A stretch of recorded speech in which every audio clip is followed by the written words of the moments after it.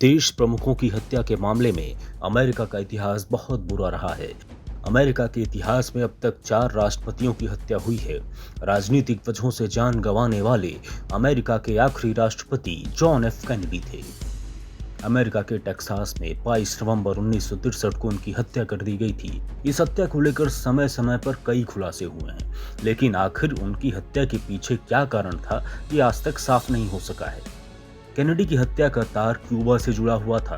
Experts का मानना है कि ली हार्वी ऑसवाल्ड ने क्यूबा के तत्कालीन प्रधानमंत्री फिदेल कास्त्रो को खुश करने के लिए उनकी हत्या करवाई थी, जबकि कुछ अन्य एक्सपर्ट्स मानते हैं कि रूस की खुफिया एजेंसी ने कैनेडी की हत्या करवाई थी। खैर, ये जानना इसलिए जरूरी था क्योंकि अमेरिका में प्रमुख नेताओं की हत्या की धमकी मिलने का सिलसिला आज भी बदस्तूर जारी है।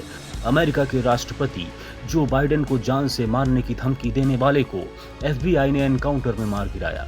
अमेरिका की इंटेलिजेंस एजेंसी FBI ने ये एनकाउंटर तब किया है जब राष्ट्रपति अगले साल होने वाले चुनाव प्रचार के लिए अमेरिका के यूटा जाने वाले थे।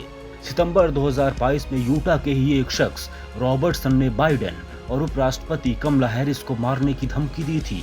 FBI ने रॉबर्टसन को यूटा के सॉल्ट लेक सिटी में उसके घर पर सर्च वारंट और अरेस्ट वारंट देने की कोशिश की। पुलिस जब वहां पहुंची तो वो हथियारों से लैस था और उसने गोली चलाना शुरू कर दिया। इसके बाद FBI ने भी जवाबी कार्रवाई की, जिसमें रॉबर्टसन मारा गया। न्यूयॉर्क टाइम्स की रिपोर्ट के मुताबिक FBI ने रॉबर्टसन के एनकाउंटर की जानकारी राष्ट्रपति बाइडेन को भी दी है। इस मामले में जब रॉबर्टसन की बेटी से सवाल किए गए तो उसने कुछ भी कहने से इनकार कर दिया। FBI ने बताया कि रॉबर्टसन के पास कई खतरनाक हथियार थे, इनमें कई तरह की स्नाइपर राइफल्स भी शामिल हैं। रॉबर्टसन पर बाइडेन और कमला हैरिस को धमकी देने के अलावा 2 और मामले दर्ज थे। अल जजीरा की रिपोर्ट के मुताबिक बाइडेन के होने वाले यूटा दौरे से 2 दिन पहले उसने अपने फेसबुक अकाउंट पर एक पोस्ट लिखा था। इसमें उसने कहा था, मैंने अपनी M24 स्नाइपर से धूल साफ कर ली है। वहीं सितंबर में उसने लिखा था कि यह राष्ट्रपति की हत्या के लिए बिल्कुल सही समय है, पहले जो बाइडेन फिर कमला। दरअसल रॉबर्टसन ट्रंप का कट्टर समर्थक था। वो बाइडेन और कमला हैरिस से ट्रंप के चुनाव हारने का बदला लेने का दावा करता था। अमेरिका में राजनीतिक हत्याओं का डर बढ़ गया है।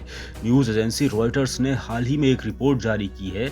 इसमें कहा गया है कि अमेरिका में 1970 की तरह एक बार फिर से राजनीतिक हत्याओं का दौर लौट सकता है। फर्क सिर्फ इतना है कि उस दौरान लेफ्ट विंग ग्रुप अटैक करते थे, अब राइट विंग ग्रुप्स ने उनकी जगह ले ली है। हालांकि 1970 में वामपंथियों से जुड़े ग्रुप आम लोगों को निशाना नहीं बनाते थे, वो केवल प्रॉपर्टी को नुकसान पहुंचाते थे। अमेरिका में ट्रंप के चुनाव हारने के बाद 6 जनवरी 2021 को अमेरिकी संसद पर हुए हमले ने पूरी दुनिया को हैरानी में डाल दिया था। न्यूज़ सटीक खबर, संपूर्ण विश्लेषण।